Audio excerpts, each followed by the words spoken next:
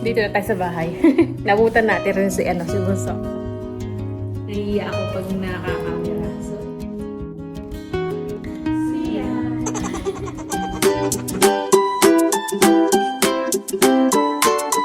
Hello kabayan! Always think positive!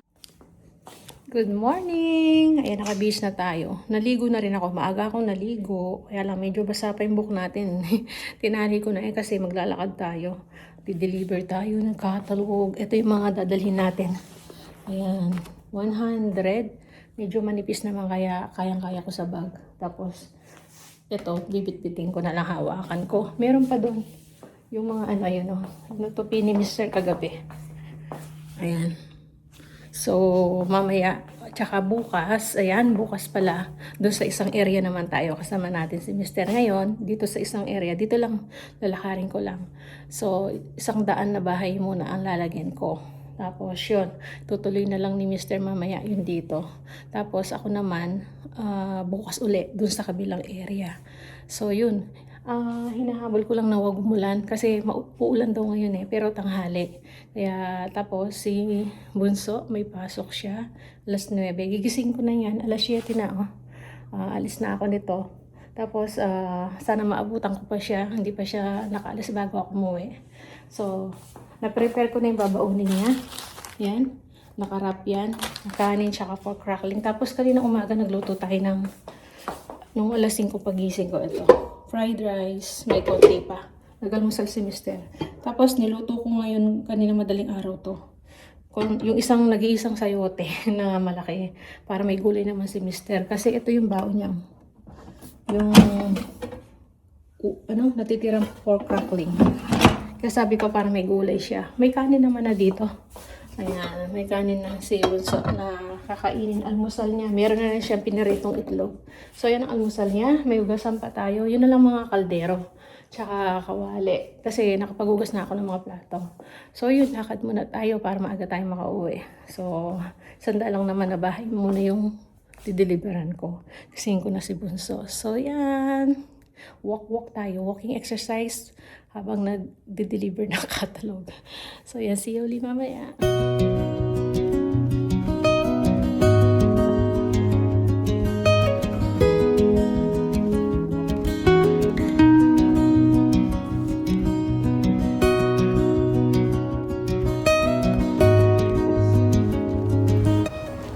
Ayan, dito na tayo sa last na kanto.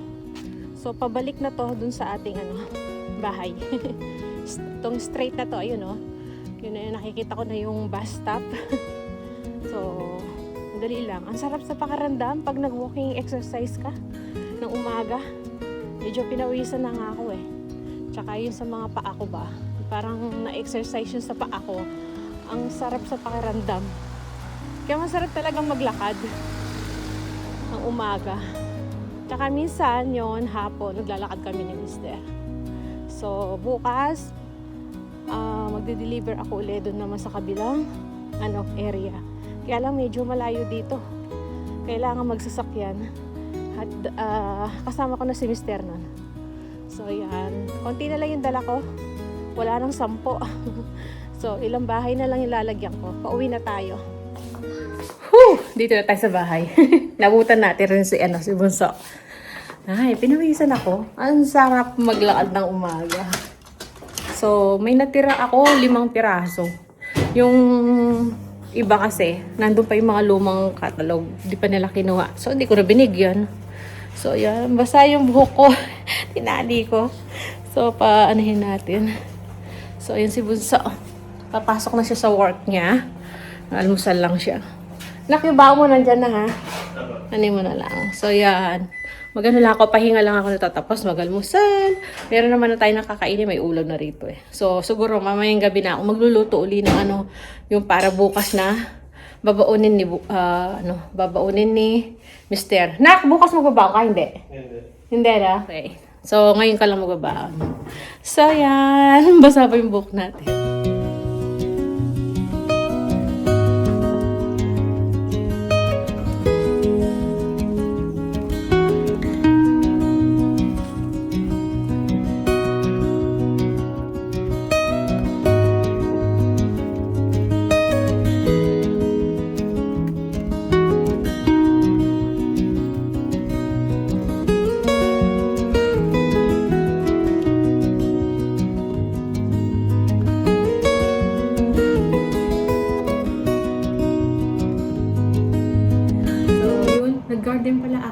after natin mag-deliver, di ba sabi ko magpapahinga ako tapos mag-almusal.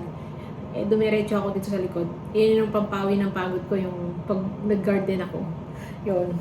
Kasi pag nakikita ko lang yung aking mga tanim na ano na ako, nawawala yung pagod ko. Ito nga ako, nakapag-harvest ako. Tingnan nyo. Isang sitaw.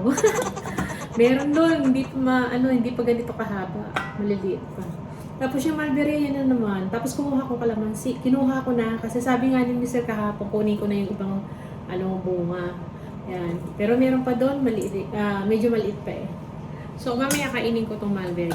So ayan, almusal na tayo. Ito yung almusal ko. Yung salted egg. Yung ano ba sa Tagalog to? Itlog na pula, ayan. Tapos kamatis. At meron akong tuyo dito na gourmet tuyo. Ayan. Kumuha na ako. Medyo spicy to. Hindi na ako namulutong tuyo. Diyan na ako nagana. Ayan ang tuyo. Ang sarap nito. Minsan si Mister, yan ang almusal din niya. Tapos yung ginisa kong gulay, yung sayote. At fried rice. Ayan. Brunch na to. Kasama na yung lunch. Ayan o. Kaya nilagay ko na dito yung kawali para baka ubusin ko na to eh. So, si Bunso umalis na. Kasi inabol niya yung tren eh. Tren. Yung bus, yung oras ng bus, pagdating na kanina kaya umalis na siya.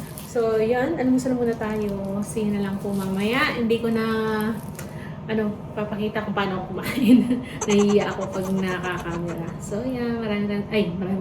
Di ba ako magpapaalam? Balik ako kayo mamaya. Hello, balik tayo. Ayan. Malapit na matatapos yung aking nilabang ko yung kortina. Di ba nagtanggal ako ng kortina nung isang araw? Ngayon ko palang nilabhan.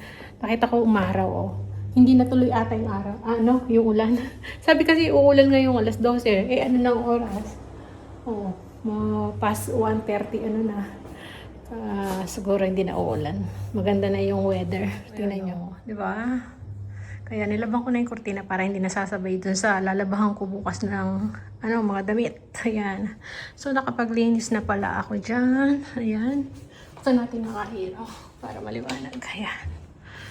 Ayan. Nakapag-almusal na tayo. Tapos, nilinisan ko na yung mga kaldero, kawali. Kapag punas-punas na tayo dyan. Ayan. Diba? Tapos dito, nakapag-mop na rin ako. Vacuum muna, tapos mop. Ayan. Tapos dito, ayan, malinis na lahat yan. Pati sa CR. Pati sa mga kwarto ni Bunso. Tsaka dito kay panganay, tsaka dun sa amin. So, kaya tatapos ko lang.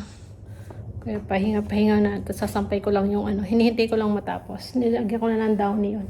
Nalobat nga yung yung vacuum kanina. Kaya yun, yung charger niya yun. Ko na. Tina-charge ko na. Ay, yung battery pala. Yun. So, parang inaantok ako. Alam nyo ba? Kasi ang aga kong nagising. Tingnan yung mata ko. So, yan. Ano kaya ang magiging gagawin natin mamaya? Lulutuin ko pa. Hiniisip ko paano lulutuin ko para sa gabi. At para sa baon ni Mr. bukas. So, bahala na. Tignan ko sa fridge kung anong pwede kong lutuin, di ba?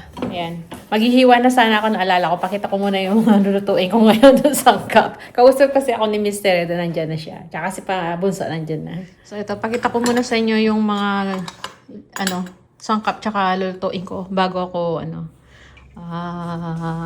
magluto. Ayan. Ito, ang lutuin natin. Nakita ko sa fridge to. Ngayon, iniisip ko nga kung stir fry kasi dati nag-stir fry talaga ako nito. Kaya lang, parang gusto ko may sabaw. Kaso, wala tayong papakuluan na karne, na beef. Ito na lang, nakita ko to. Sliced beef. So, ako nang bahala.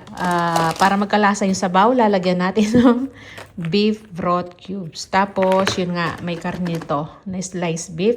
Tapos, lagyan natin ng carrot, tsaka ito lang, yung natitira pa nating cabbage. Yun, gigisa lang natin sa bawang sibuyas. And then, lagyan ng sabaw. Tsaka ito, itlog. Nako pa, last na tong itlog Wala na tayong itlog. Ayan, di pa tayo nakapunta sa store. Yun, yan ang dinner namin ni Mr. tsaka ni Bunso. At ito, ayan, nilabas ko na rin to. Igigisa ko yan. Baka bukas na ng umaga.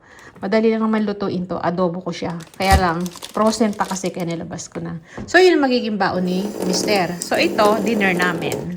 So, yan. Start na tayong maghiwa-hiwa. Tapos, lutuin na natin. Kaya yan, pinakita ko muna sa inyo.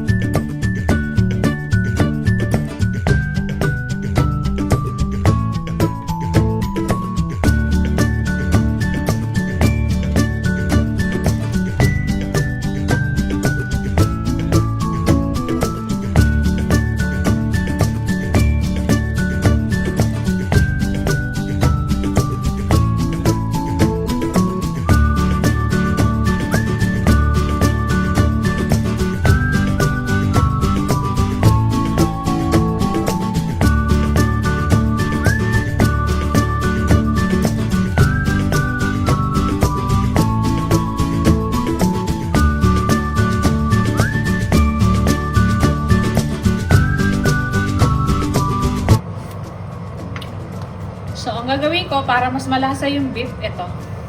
Dalawa na yung lalagay ko. Kung ang papansin nyo, hindi ako pala gamit ng yung seasoning na Magic Sarap. Ito lang talaga, mga cubes. Mga pang yung broth cubes. So, yan para mas lumasa yung beef. And then, dagdagan natin ng konting patis.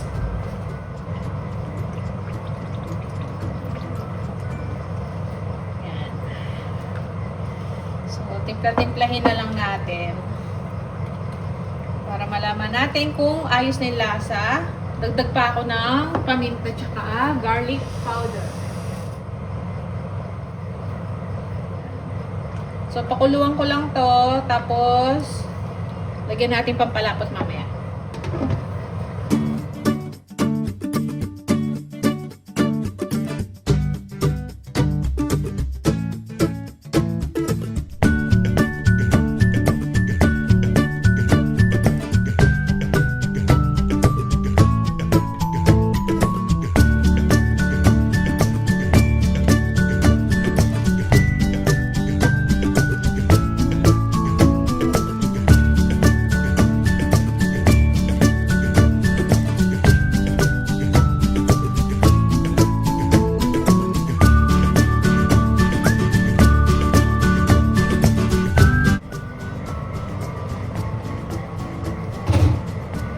So, ayan, luto na to. Pwede na, medyo, na, ayan, lumapot na siya. Kung gusto niyo pang mas malapot, dagdagan niyo nung, cornstarch.